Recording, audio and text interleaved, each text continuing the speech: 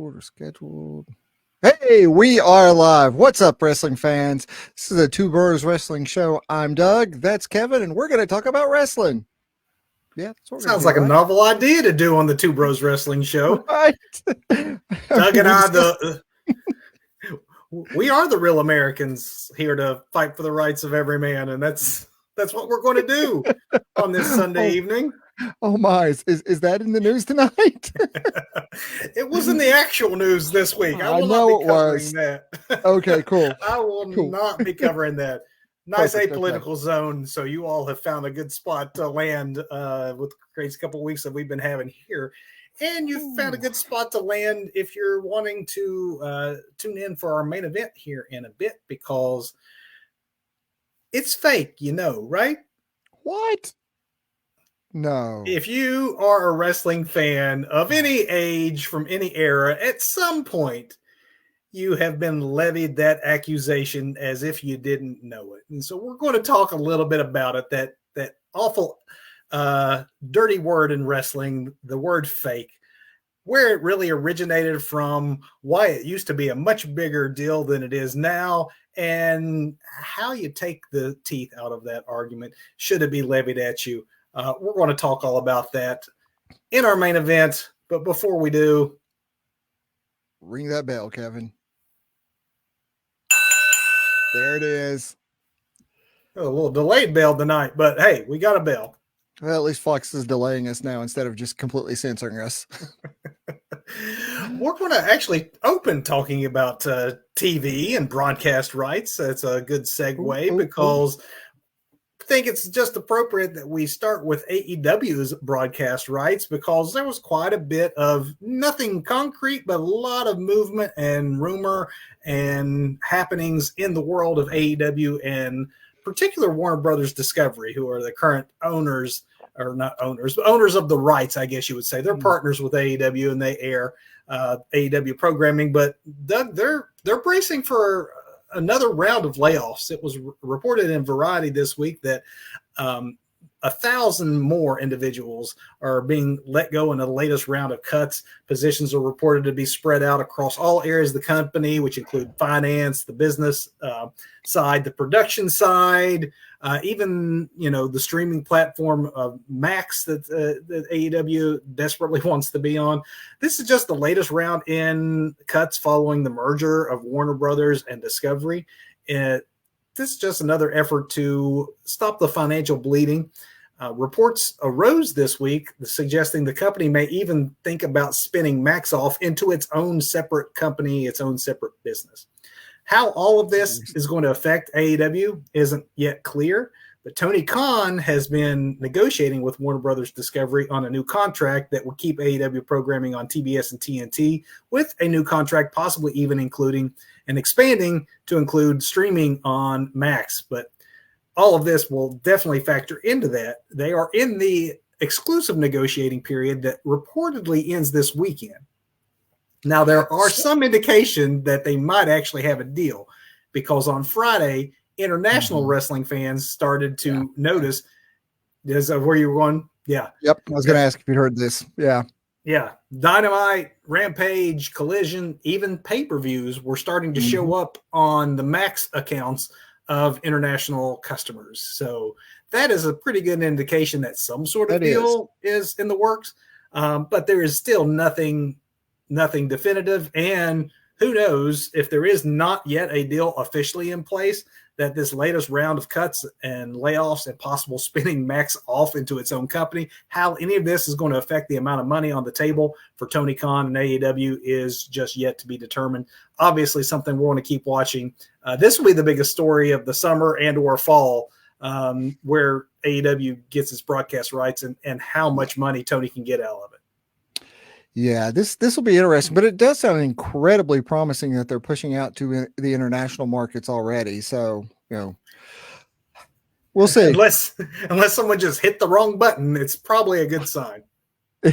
Unless somebody hit the wrong button. Yeah, that could have happened. Happened to me at work on Friday. Somebody hit the wrong button way before I got there, and it was quite the day. So let's keep in the world of streaming. Got a few more stories that cord cutters like us can appreciate. But if you haven't locked in your Peacock subscription at the prior rate, I'm sorry to tell you that you're going to be watching WWE content at an increase. New customers will be signing up at Peacock's new rates. Existing customers, you get one additional month at the current rate.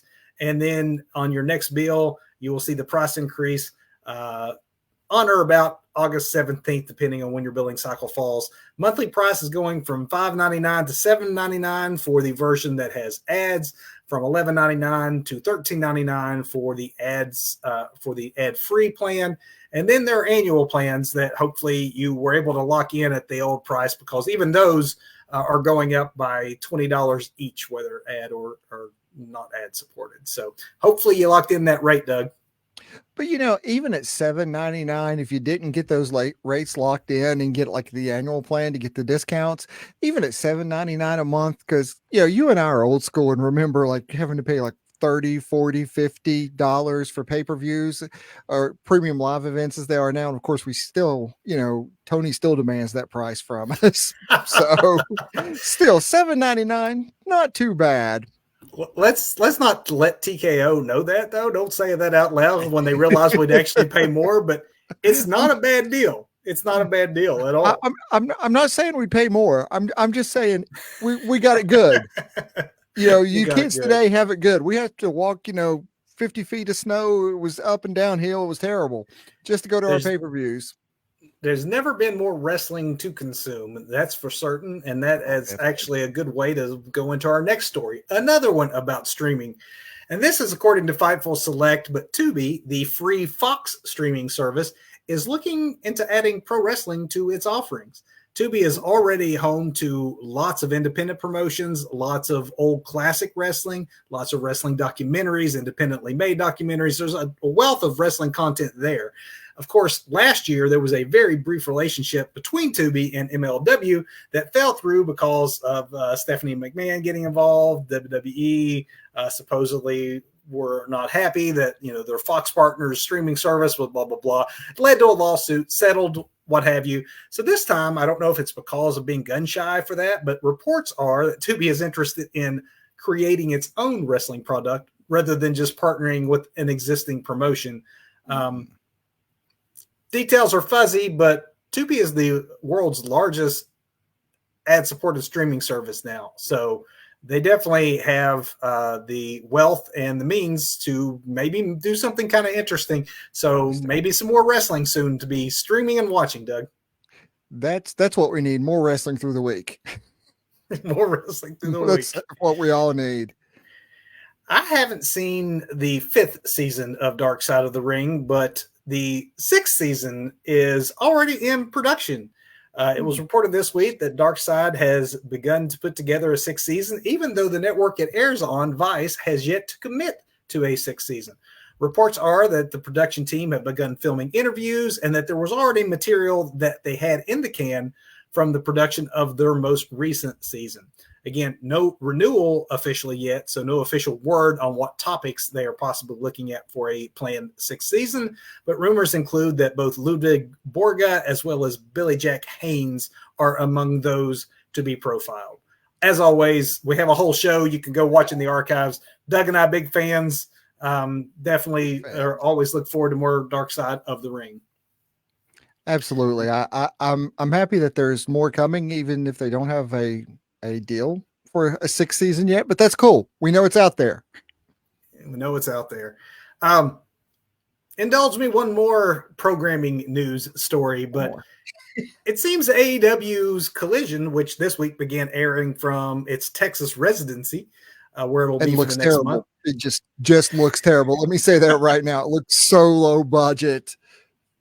Okay. I kind of liked it. I'm a big fan of the old studio wrestling days. I kind of like that it looks like low budget as opposed to looking big and empty, which is, I guess that's a debate. But yeah, one thing that isn't debatable is that Collision been hurting. So one thing we know is that the August 3rd edition is going to be at a different time. Advanced schedules are showing that this episode is airing at 5 in the evening instead of the normal 8 o'clock.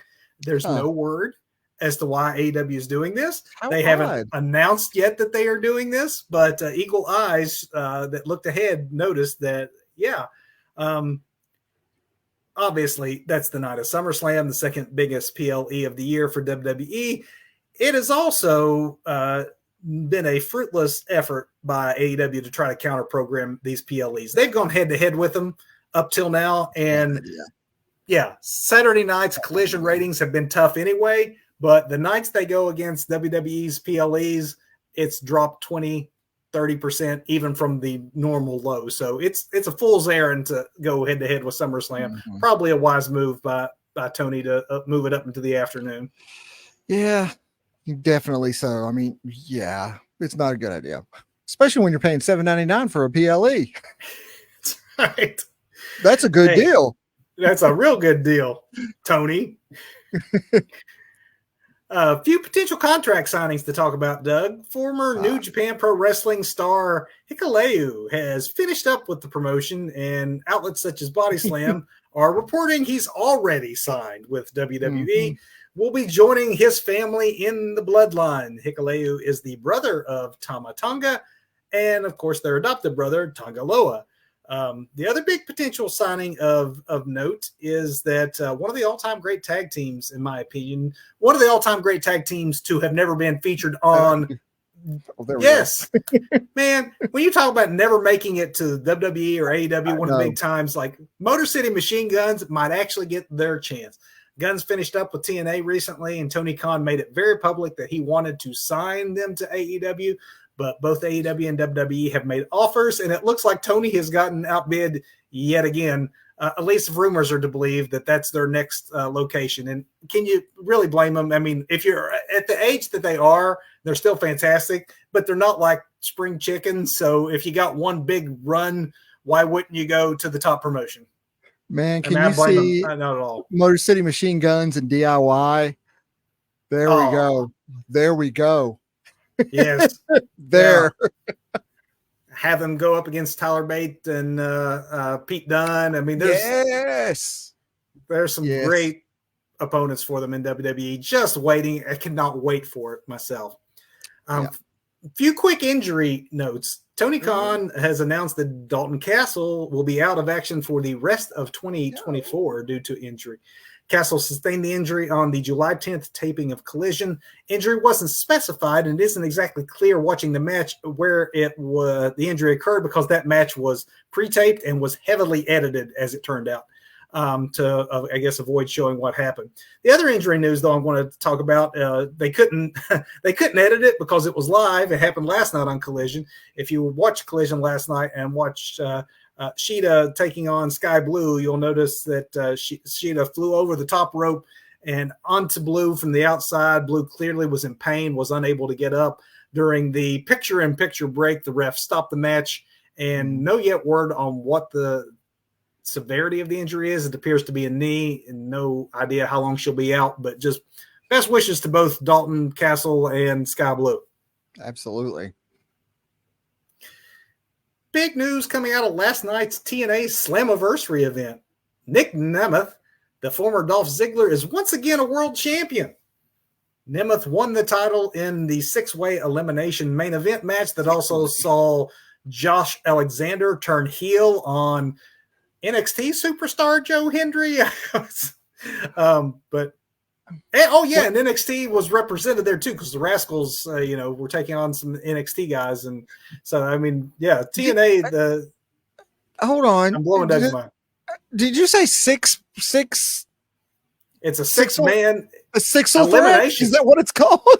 I mean, does TNA have the ring again? Oh, okay, well, that would make sense to me. But yeah, I haven't seen TNA product in a few months, but last I saw it was a regular wrestler.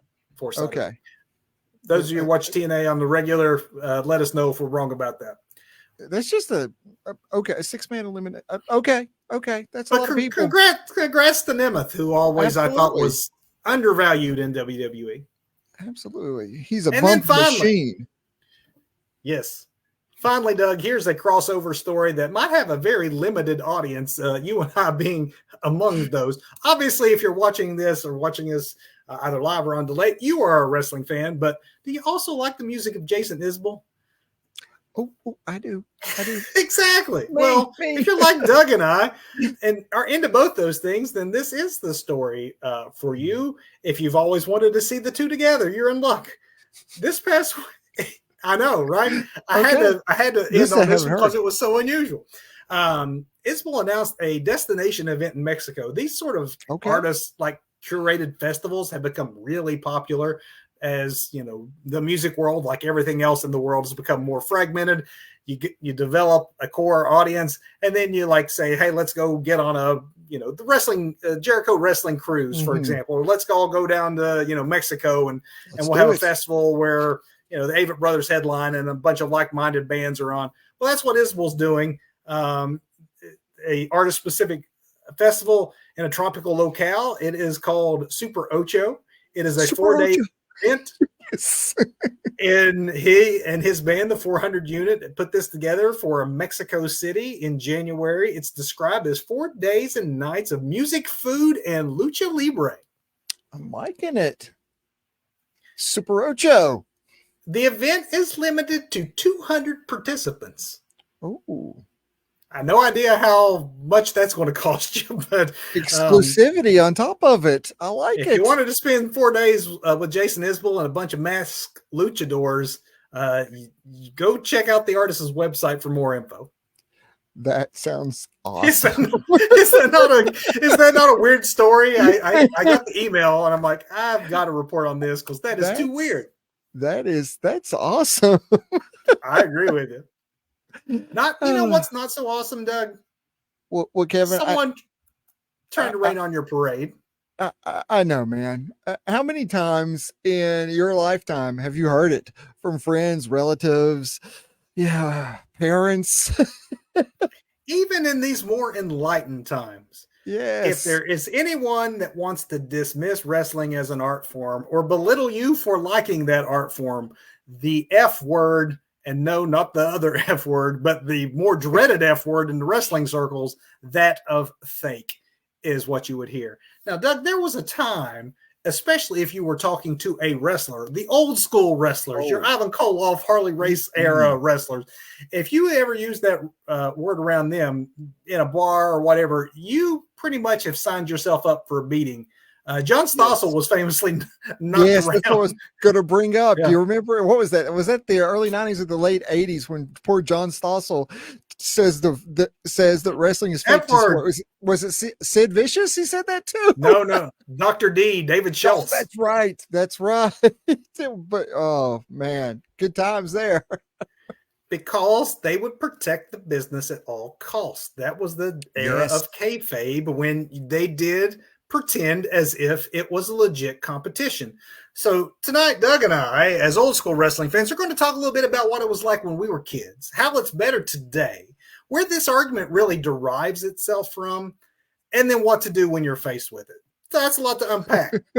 What to do when you're faced with kayfabe, or when kayfabe is threatened.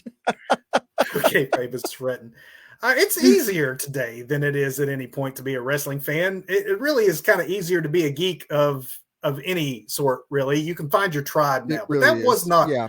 always the case. Especially Doug, and I again hate to keep referring to our age, but if you and I lived through a period when wrestling, was cool, and then maybe wasn't as cool, you maybe got made fun of for watching wrestling. And Oh the first yeah. thing that would be said to you is, "Oh, it's fake." And regardless of your age, even today, it might be easier. I guarantee you, at some point, some conversation with a non-fan has ended in, "Oh, it's fake, right?" Oh yeah. Oh, absolutely. How many times? Really? How many times? So before I even get into my own wrestling origin story, Doug, I want to ask you yours. Do you remember when you first saw wrestling and became a fan? And when you did you think it was real when you first saw it? Oh, I thought it was totally real. I know I talk about Steamboat and Youngblood, my favorite tag team when I was a kid, I talk about them a lot, but I was so distraught as a child learning that poor Jay Youngblood had been taken out by Sergeant Slaughter and was it Corporal Khrushchev? Was that it back in the day? Kirshner. There we go. I Yep. was so distraught that poor Jay Youngblood was laid up in the hospital and Ricky Steamboat was going to have to find another tag partner. Or, it was just, I was just so distraught. I, wrestling How was, old would you have been? I know we've kind of talked about this you know what? before when you actually came of age. What You've should be probably like? been eight. I mean, you're talking Steamboat and Jay I'm look. Youngblood. So Yeah, I'm mid curious now. 80s, Probably 83, 84. sounds about right. Steamboat Youngblood. I'm gonna look So it you've up real been 9, 10 years old. Um, a couple years older than Doug. I remember for a myself, couple year.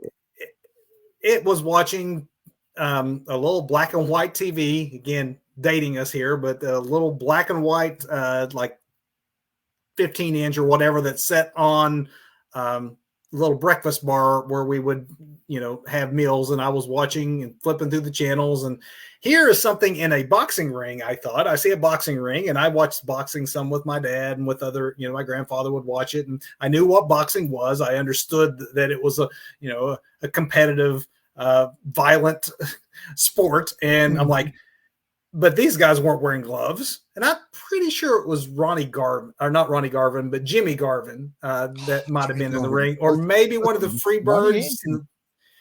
But it was definitely Georgia Championship Wrestling or Mid Atlantic Wrestling. One of those two was what we would have had at that time. And all I saw was these guys are doing something in a wrestling ring or in a boxing ring that the boxers do not do.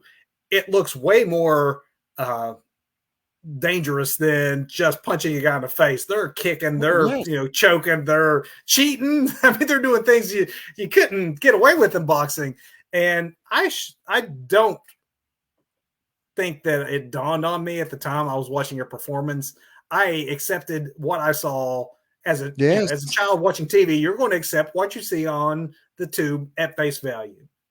Absolutely. Do you know, though, Doug, how long did it take you before you started to catch on? Or did you catch on? Did someone like bust your bubble by telling you? Or did you just start to notice over some amount of time that something else was happening there? I think, I was in maybe like third or fourth grade, right? Which, I Googled it real quick. And Steamboat and Youngblood held their tag titles from 79 on and off from 79 through 83. So oldest I would have been 10, in 83 when they were tag champs. When you're 10, But everything you see on TV probably is absolutely. real. But we had the old school wrestling magazines, right? And they'd have all the Yeah. black and white, they were almost like newspaper quality on the inside. Yeah. The After mags, the Bill After Yes, magazines, Pro yes. Wrestling Illustrated, Inside Wrestling, The Wrestler. Yeah. Yes. So I remember having this magazine with Dusty Rhodes, right? Dusty's all busted open. He's got his arms cut open. He'd been through some sort of, I don't know, battle with, I don't even know who he was, but there are all these pictures of him. And there's this kid in my class, my like third, fourth grade class, like late grade school, right? And he's like, that ain't real. I'm like, what? My dad says that ain't real. I'm like, dude, look at this. What do you mean? This, like, he's bleeding. Look, that's real. Now, you may not have known about blading, Doug, but you were right. At least the blood was real. Right. You'd have blown that kid's mind. They thought it was ketchup. Exactly. Special effects. So it was a kid that actually tried to bust your bubble. It was a kid, but I remember the teacher I had, he was a wrestling fan too. Because he wanted to see my magazines. That's great. So shout out to Daryl Bice, right? Boy, back in the day. But I remember talking about, look, here's the things we talk about when we talk about science. Look, he's all ripped open and there were blood cells and stuff in there. Now, did you fight it for a while, or did you? Yes, okay. Absolutely. I think, by the time I hit, double digits, got out of that tween phase into the, teen, I was like, oh, okay, I get it now. I'm going to say maybe 12, 13, maybe. Before it's like, you had a good couple of years where it was like Santa Claus. Exactly. So I'll be honest with you. I don't remember if someone if it was a kid or somebody who tried to tell me it wasn't real. I think that just over time, I started to catch on that it was Mhm. obvious that maybe certain moves weren't connecting. That's But yeah. what probably it was a combination of the two. Someone probably started to say something, and then I started realizing, oh yeah, now I can sort of see on that replay that that's off or whatever. But I do definitely have a distinct memory of my father who had liked wrestling when he was a kid. I guess, and it does make sense as a trying to be a responsible parent. Like, don't Right. try this at home, kids. Like, Yes, yes, yes. it could be dangerous, obviously, if you're a younger fan watching and you don't know, and we're running Christmas for you by telling you. It is very important to realize that these are professionals, and I'm sure that's what my dad was thinking when he told me that. Now, I liked it too, but it's not real, right? It was something along those lines.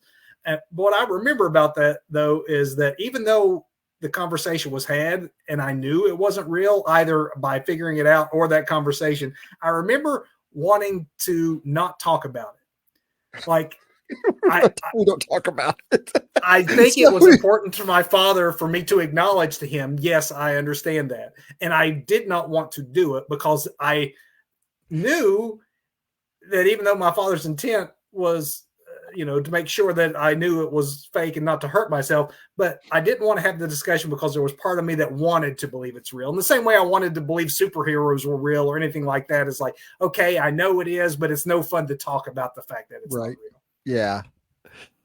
Yeah. I'm a bit surprised though to hear, Doug, that you did get that from a kid, because I feel like in general it might have been a little bit easier for us. One, as kids, it's easy. At least wrestling is something that a lot of kids would watch, and then you get older and you stop watching. We grew up in the South during a boom period of professional wrestling, and growing up in the South in the 80s. I think it was easier to like wrestling because wrestling was really cool, and so many other kids in my school were watching wrestling. So I didn't really get made fun of or got that at school. Yeah, I think, that's a very good point. But yeah, this kid he was not a cool kid anyway. He just wasn't. The teacher had your back, though. The I mean, that's teacher, the cool exactly. thing. The teacher had my back, but this kid was like, yeah, he was just trying to stir it up, man. Apparently his parents, his dad had already ruined it for him at an early Uh, age. And, it he's is like, like that kid that finds out that Santa Claus isn't real and then yeah, wants to ruin it for other kids because their parents yes, decided to tell them that you're going to go give yeah. this knowledge You to other know kids what? and Now ruin that you say Christmas. that, I think this was the Santa Claus kid too. I think he was doing the same thing for everything, man. Man, he is just a joy kill, wasn't he? Right, right. He was there to steal everybody's sunshine. I did not get the whole, it's fake from kids. I didn't get made fun of for liking wrestling during a time when a lot of people liked wrestling, especially where we live. I got it more from adults, I think, that whole, it's fake, right bit. Mhm. I do remember very specifically, too, my parents dad telling me that I was going to grow out of it, which, sorry, Dad. Uh, Here we are, 50-year-old men right. talking wrestling still. Hi, Didn't Jimmy. grow out of it. But I'm sure that this story is very different for some people who are watching this, depending on when they grew up and where they grew up. There were a time when wrestling wasn't as cool. So while I do remember as a kid loving wrestling in the 80s boom period, by the time I got out of high school and before when I went to college, right around that early 90s, so between the 80s boom and pre Attitude Era boom, wrestling Mhm. had a down period. And Yes, I it very did. much felt that, okay, I'm not a kid anymore. Wrestling isn't cool anymore. A lot of my friends were not watching wrestling anymore. Now I am an adult. Maybe Dad's right. I'm supposed to grow out of it. And the only time my wrestling fandom lapsed was a couple of years there when honestly we didn't have cable. We did, Yeah. in college or saving some money. So it was easy to not pay attention. And I did fall out of it for a bit. And I only picked it up again when the Attitude Era really hit. My lapse period was maybe a couple of years at most. But if you were coming of age in the 90s and liked wrestling during that era, it probably was hard for you. You probably heard it a lot more at school because wrestling wasn't as cool.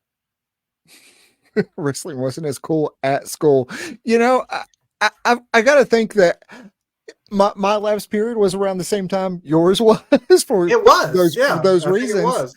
Yeah, you know, but I think there was a major intervention that was needed when I was like in my like early teen years where yeah, my parents like, okay, you have too much energy. You know, when you watch wrestling, you immediately try and go and do the things you've just seen. You've got to stop that. You're going to get hurt because at least Yeah. you had a sister to wrestle with. At least I was an only child, so I'm Kota Ibushi wrestling with like a doll or something. You know.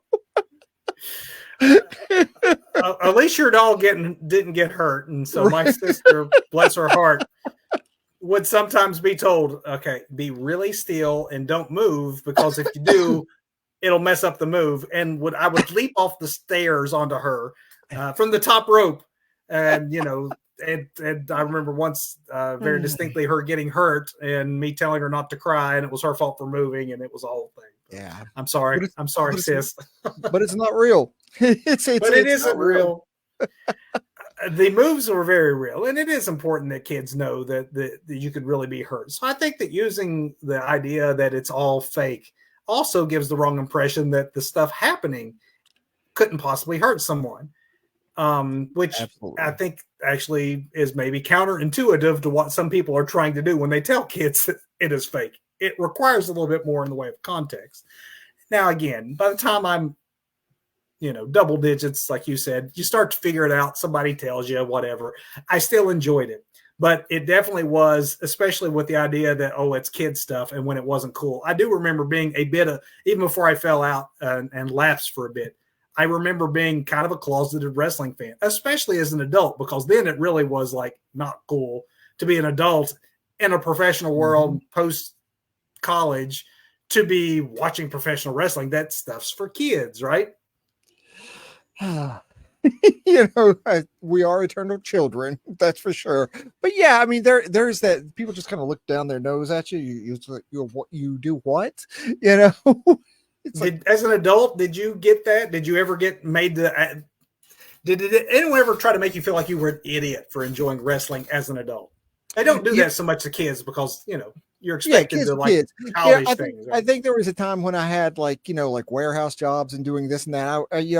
I was that closeted wrestling fan, but then by the time I was working in television, I had found a tribe of folks who also were wrestling fans. So when I was working in TV, there are a lot of folks who are wrestling fans, and I think maybe that just goes with the creative minds that have to be involved in things like that, and the technical minds too, because there are a lot of TV engineers that were really big fans, and we could always pull down the broadcast before they go, especially like ECW back in the day when we couldn't get ECW around here. You could point the you can always pick And up ECW somewhere. and your station, and I won't like get into the details thing, but Right. it aired wrestling, and I remember Exactly. you all getting some tickets or Yes. whatever, and you're getting back into it through your work friends is what Yes. helped you invited me because you knew it in the old days. Right. We had talked wrestling, but I remember it being the first time I ever saw Goldberg. I had never seen him on TV. So this Uh-huh. was about the age when we were getting back into it, that 90s period. But Goldberg was on that card early in the show, and you were explaining to me the whole Goldberg thing, which I had not yet seen for myself. That's how out of it I had been up until that point. But yeah, I look back on that with so much nostalgia now and wonder how was there ever a lapse? Oh yeah, well we didn't have cable in our college apartments. Yeah. And wrestling, it's hard to imagine now because even though it's been boomer bust a bit, there's a much, because of the cultural environment, more of a steady stream where you can consume wrestling easily. You can find your tribe easily. There was that time when it was not as easy to do so. And when it wasn't cool, it really wasn't cool. It was Um, definitely, yeah. and I want you to see if you agree with me on this one. But I think to me that the argument that wrestling is somehow lesser than just because it's predetermined. I think that lessened when wrestling decided to kill kayfabe and Oh, stopped yeah. pretending. that it was real. It kind of takes the air out of the argument if you acknowledge it. No?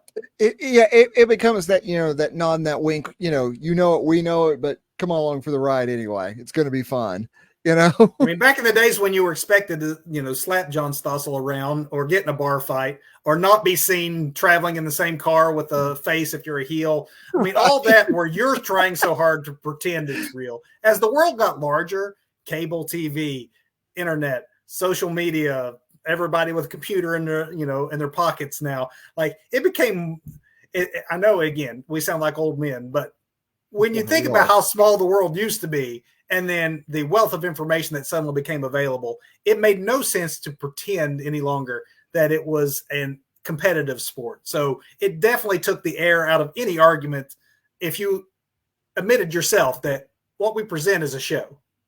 Yeah. And I still don't think that Vince McMahon did any favors, to wrestling when he decided to just pivot completely away from calling it wrestling and referring to it as sports entertainment. Man, I want to talk about this so bad. So this to me is one of the key things that I think still haunts the sport to this day, with people wanting to call it fake, as if that was somehow disqualifying for even enjoying it. Mm-hmm. And this relates back to the kayfabe days. So when Vince and company started being open about it being not real, that's when Vince started to present himself as sports entertainment.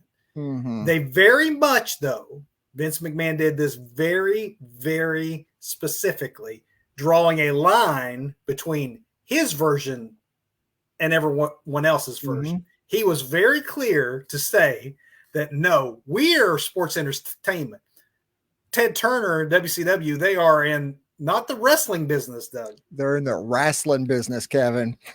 So there is, to me, something I wanted to make sure we hit on. Every time he did that, he was very careful to use that drawn out Southern accent. And this is where I think the story maybe takes a turn that you weren't expecting me to go in. But as I started to put my notes together for this, but I realized that a lot of this really is prejudice. Mm-hmm. If you think in your mind, if you're not a wrestling fan and you ask someone, what does a wrestling fan look? Draw me a picture of a wrestling fan. They are very much going to produce for you a image of a Southern hillbilly who isn't smart enough to know that what they are watching isn't real.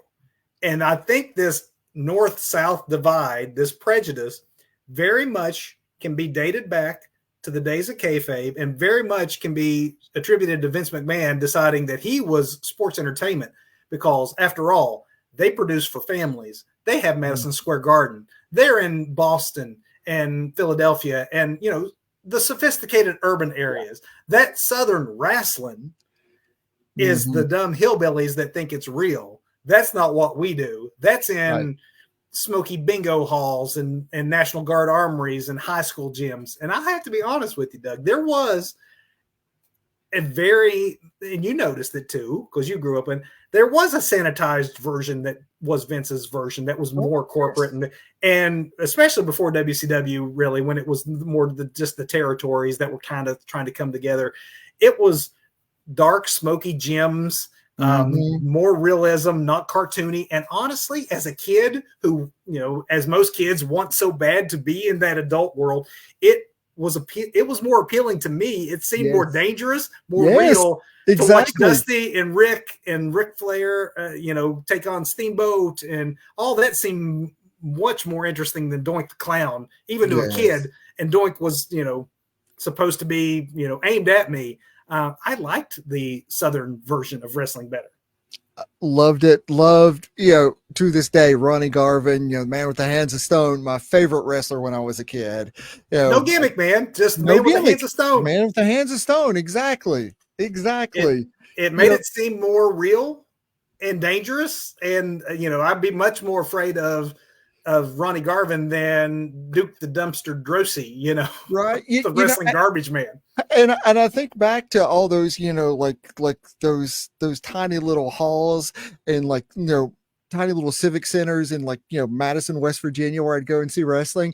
Yeah. The biggest gimmick I ever saw was when Pistol Pez Watley had lost, a match or something. Like, I don't even remember the conditions, the stipulations, but he was wearing like this mop head thing, right? And there where he was like mop head Watley. Because he had his head shaved. Yeah, that's it. That's it. He So he did. I wears remember that. yes, Pistol Pez Watley, mop head Watley, that was the biggest Yes. gimmick there was.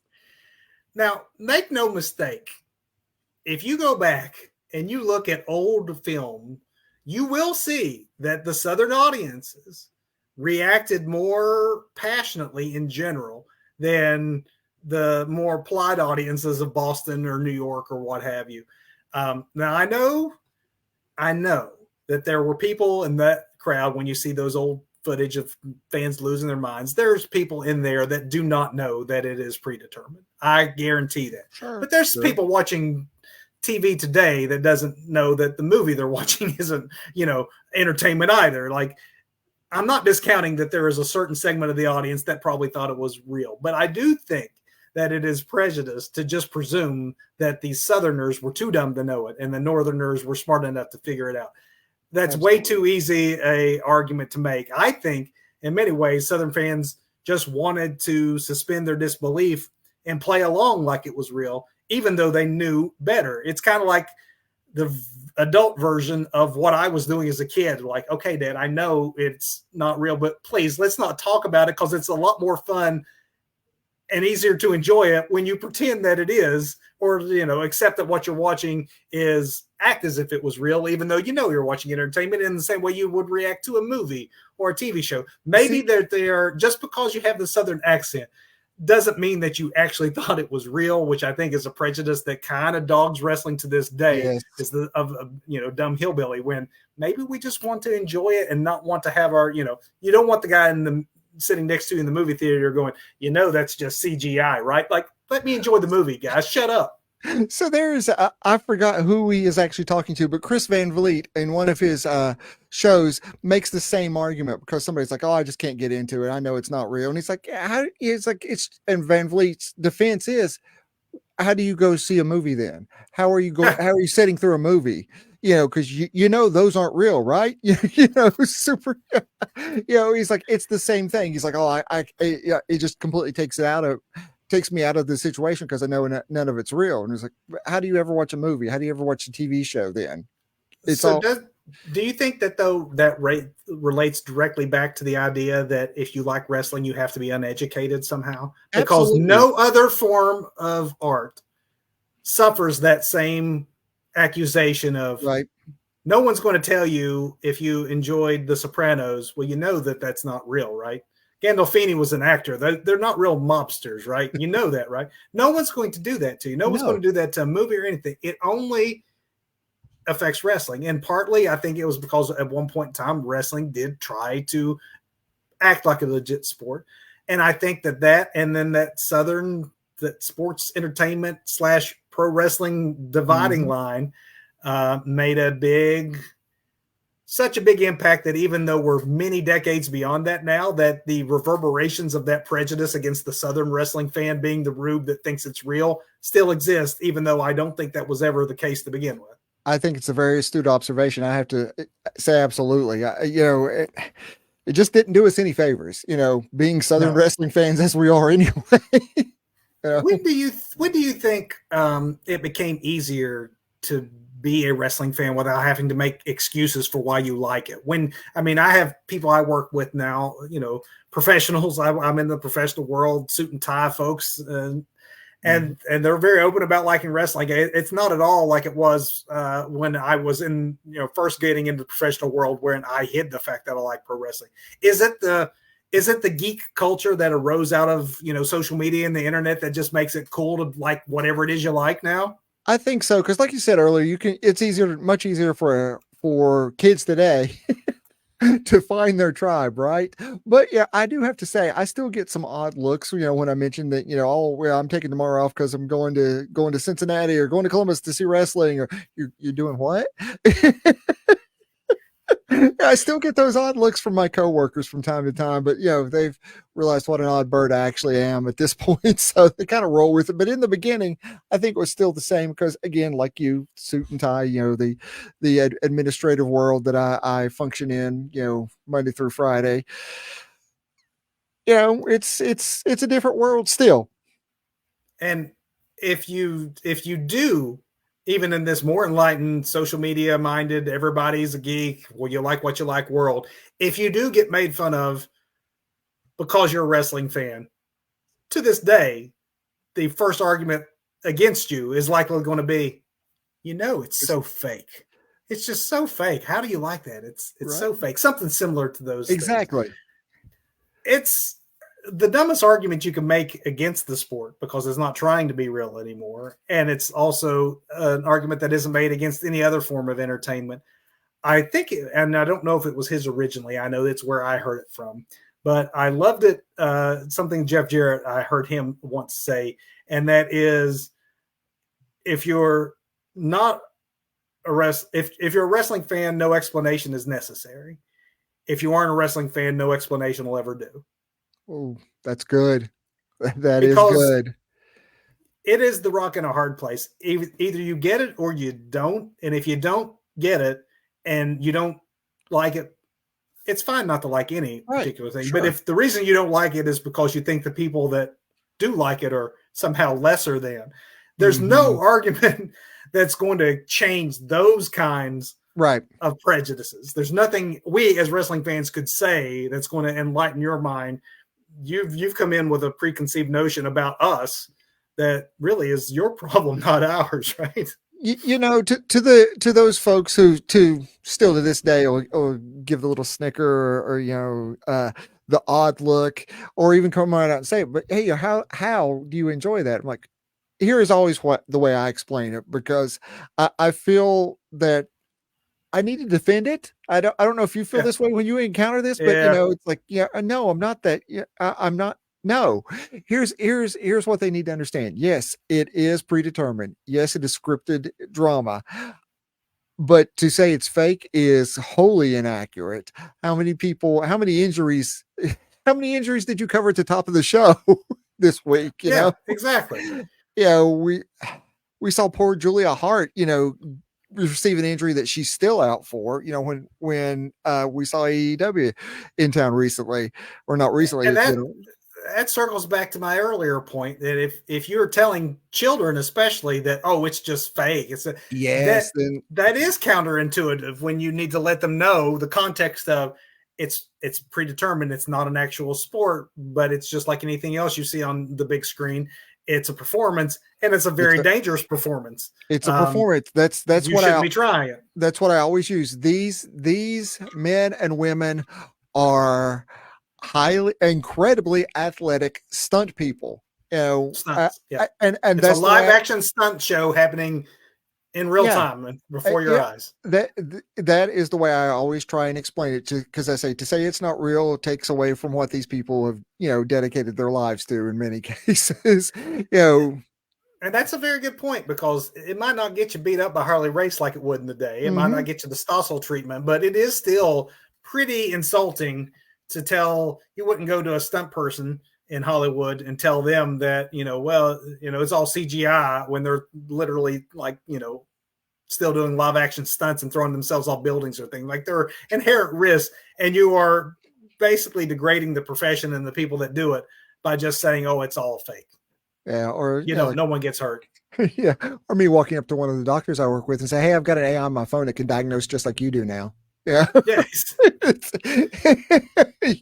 So So enjoy the sport of professional wrestling. If you're here watching us, we, as Jeff Jarrett would say, do not have to explain it to you.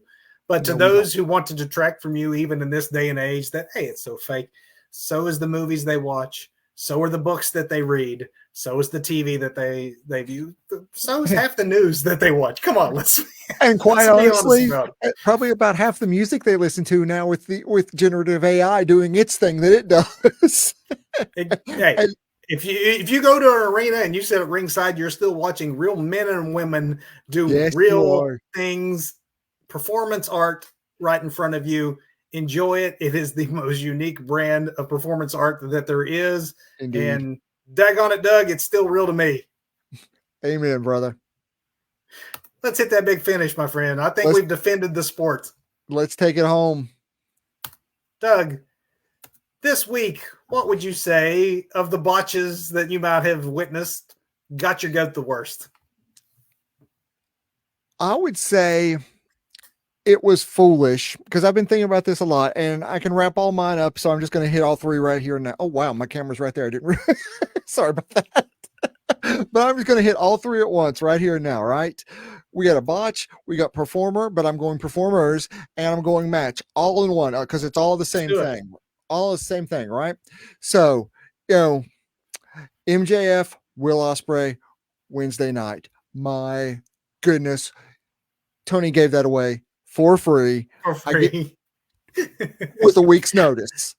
Yeah. Come on, what that has to be the biggest, maybe not the biggest botch, but in my mind, such a huge, colossal botch. What are you doing? Thank you, I appreciated it, but what are you doing?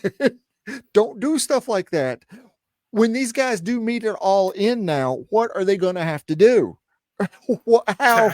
What? I mean, those guys went for an hour, and I was going back and forth with my friend Daryl.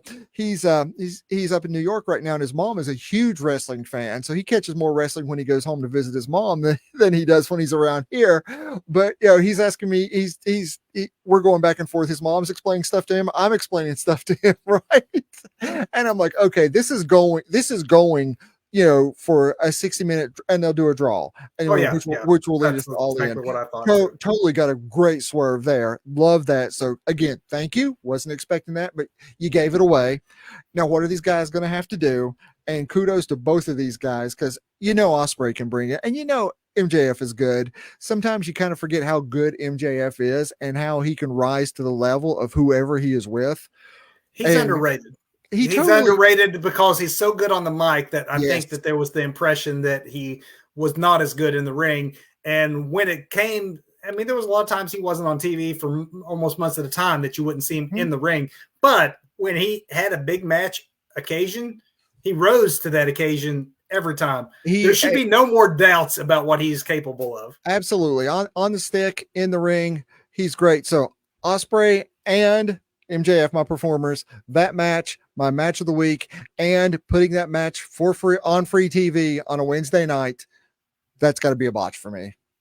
So my botch originally was going to be to talk about all that Tony Khan gives away for free. The 250th episode, I know hey, we're wrestling fans. We love big events on television, but he does this. I mean, we got blood and guts coming up. Like we got so much all the time is special. And it's hard to make everything special without giving away everything.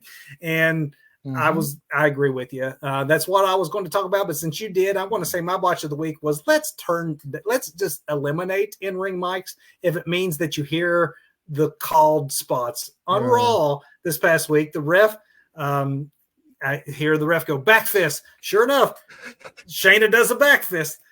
In the main event, the ref clearly said bring it home right before they took it to the finish. These are easily avoidable mistakes, so let's avoid them. Performance of the week, Doug, for me, Mommy's Home, man. Yeah.